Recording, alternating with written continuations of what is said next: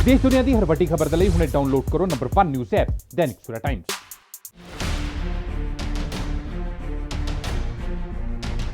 ਅੱਜ ਮੱਧ ਪ੍ਰਦੇਸ਼ ਦੇ ਕਿਸਾਨਾਂ ਨੂੰ ਸੰਬੋਧਨ ਕਰਦੇ ਹੋਏ ਪ੍ਰਧਾਨ ਮੰਤਰੀ ਮੋਦੀ ਨੇ ਤਿੰਨੇ ਖੇਤੀ ਕਾਨੂੰਨਾਂ ਨੂੰ ਲੈ ਕੇ ਵੀ ਕਿਸਾਨਾਂ ਨੂੰ ਸਮਝਾਉਣ ਦੀ ਕੋਸ਼ਿਸ਼ ਕੀਤੀ ਹੈ।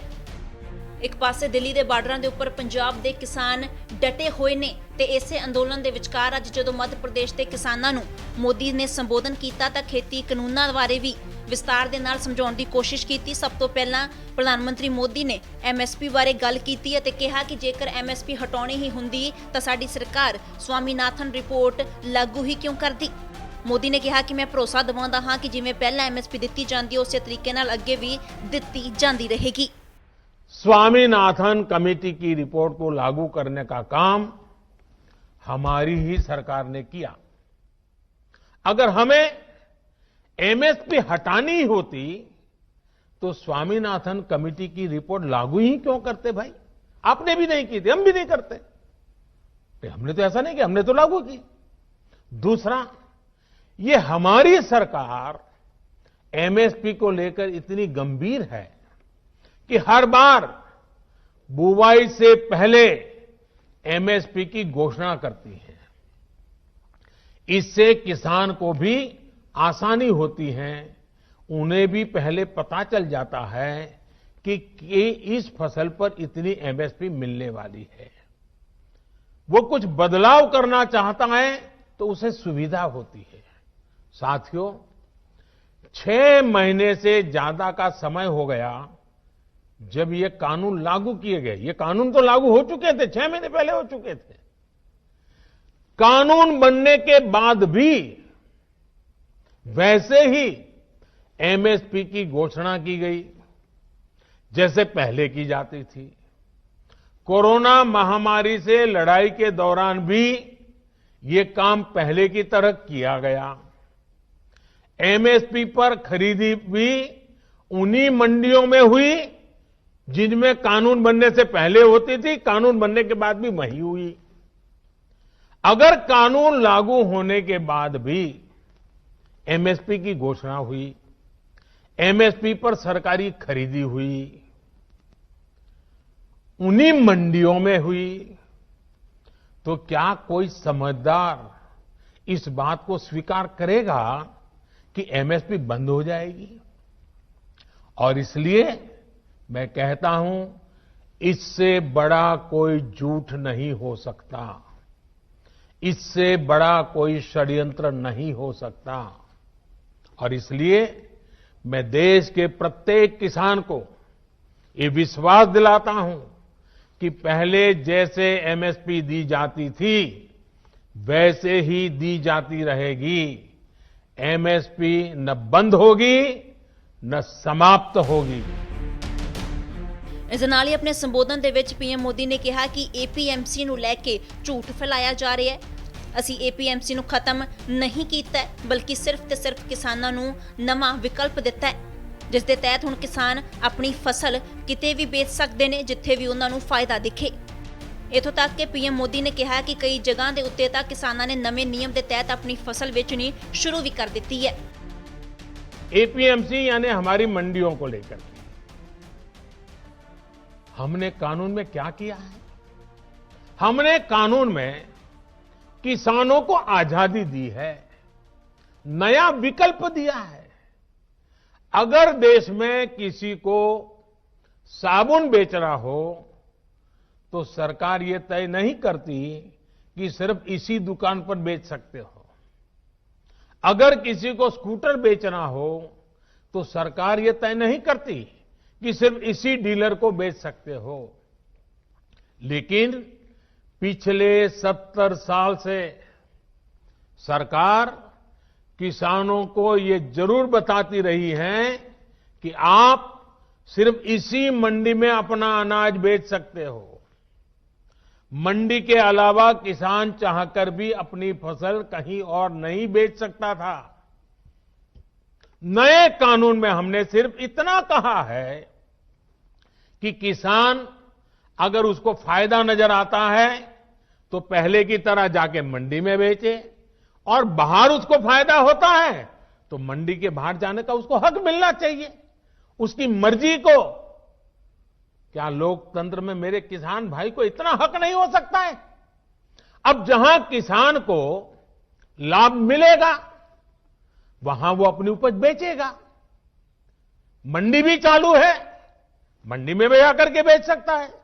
जो पहले था वो भी कर सकता है, किसान की मर्जी पर करेगा। बल्कि नए कानून के बाद तो किसान ने अपना लाभ देखकर अपनी उपज को बेचना शुरू भी कर दिया है। और मैं फिर दोहराता हूं, नए कानून के बाद 6 महीने हो गए, कानून लागू हो गया, हिंदुस्तान के किसी कोने में कहीं पर भी एक भी मंडी बंद नहीं हुई है। फिर क्यों झूठ फैलाया जा रहा है? सच्चाई तो यह है कि हमारी सरकार एपीएमसी को आधुनिक बनाने पर, उनके कंप्यूटरीकरण पर 500 करोड़ रुपए से ज्यादा खर्च कर रही है। फिर ये एपीएमसी बंद किए जाने की बात कहां से आई? बिना सैर पैर बस झूठ फैलाओ, बार बार बोलो। ਆਪਣੇ ਭਾਸ਼ਣ ਦੇ ਆਖਿਰ ਦੇ ਵਿੱਚ ਪੀਐਮ ਮੋਦੀ ਨੇ ਕੰਟਰੈਕਟ ਫਾਰਮਿੰਗ ਦੀ ਗੱਲ ਵੀ ਕੀਤੀ ਹੈ। ਸੰਬੋਧਨ ਦੇ ਵਿੱਚ ਪੀਐਮ ਮੋਦੀ ਨੇ ਕਿਹਾ ਕਿ ਜੇਕਰ ਕੰਟਰੈਕਟ ਕਰਨ ਵਾਲੀ ਕੰਪਨੀ ਦਾ ਮੁਨਾਫਾ ਵਧੇਗਾ ਤਾਂ ਵੀ ਕਿਸਾਨ ਨੂੰ ਫਾਇਦਾ ਹੋਏਗਾ ਅਤੇ ਨਾਲ ਹੀ ਜੇਕਰ ਕੋਈ ਗੜਬੜ ਹੋਈ ਤਾਂ ਤੁਰੰਤ ਐਸਡੀਐਮ ਨੂੰ ਸ਼ਿਕਾਇਤ ਕਰਕੇ ਆਪਣੀ ਸਮੱਸਿਆ ਦਾ ਹੱਲ ਕਢਵਾਇਆ ਜਾ ਸਕਦਾ ਹੈ ਤੇ ਕਈ ਕਿਸਾਨ ਅਜਿਹਾ ਕਰ ਵੀ ਚੁੱਕੇ ਨੇ। नए कृषि सुधारों को लेकर तीसरा बहुत बड़ा झूठ चल रहा है, फार्मिंग एग्रीमेंट को लेकर। देश में फार्मिंग एग्रीमेंट का कोई नई चीज नहीं है। क्या कोई नया कानून बनाकर हम अचानक फार्मिंग एग्रीमेंट को लागू कर रहे हैं? जी नहीं। हमारे देश में बरसों से फार्मिंग एग्रीमेंट की व्यवस्था चल रही है। एक दो नहीं, बल्कि अनेक राज्यों में पहले से फार्मिंग एग्रीमेंट होते रहे हैं। अभी किसी ने मुझे एक अखबार की रिपोर्ट भेजी 8 मार्च 2019 की। उसमें पंजाब की कांग्रेस सरकार किसानों और एक मल्टीनेशनल कंपनी के बीच 800 करोड़ रुपए के फार्मिंग एग्रीमेंट का जश्न मना रही है, इसका स्वागत कर रही है। पंजाब के मेरे किसान भाई बहनों की खेती में ज्यादा से ज्यादा निवेश हो, ये हमारी सरकार के लिए भी खुशी की बात है। साथियों, देश में फार्मिंग एग्रीमेंट से जुड़े पहले जो भी तौर तरीके चल रहे थे उसमें किसानों का बहुत जोखिम था, बहुत रिस्क था।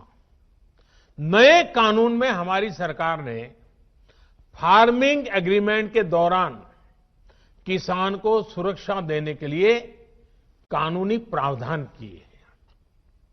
हमने तय किया है कि फार्मिंग एग्रीमेंट में सबसे बड़ा हित अगर देखा जाएगा तो वो उस किसान का देखा जाएगा।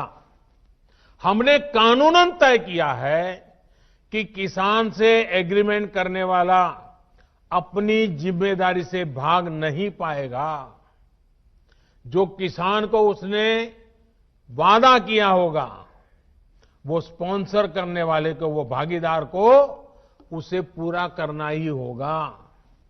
अगर नए किसान कानून लागू होने के बाद कितने ही उदाहरण सामने आ रहे हैं जहां किसानों ने अपने इलाके में एसडीएम से शिकायत की और शिकायत के कुछ ही दिन के भीतर किसानों को अपना बकाया मिल गया। साथियों, फार्मिंग एग्रीमेंट में सिर्फ फसलों या उपज का समझौता होता है। जमीन किसान के ही पास रहती है। एग्रीमेंट और जमीन का कोई लेना देना नहीं है। प्राकृतिक आपदा आ जाए तो भी एग्रीमेंट के अनुसार किसान को पूरे पैसे मिलते हैं।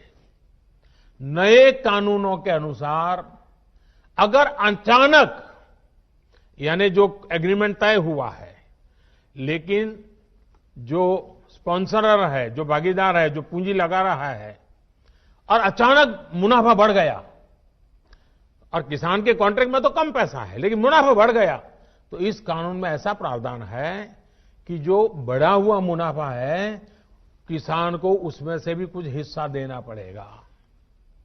साथियों, एग्रीमेंट करना है या नहीं करना है ये कोई कंपलसरी नहीं है, ये किसान की मर्जी पर है भाई। किसान चाहेगा तो करेगा, नहीं चाहेगा तो नहीं करेगा। लेकिन कोई किसान के साथ बेईमानी न कर दे, किसान के भोलेपन का फायदा उठा न ले, इसके लिए कानून की व्यवस्था की गई है।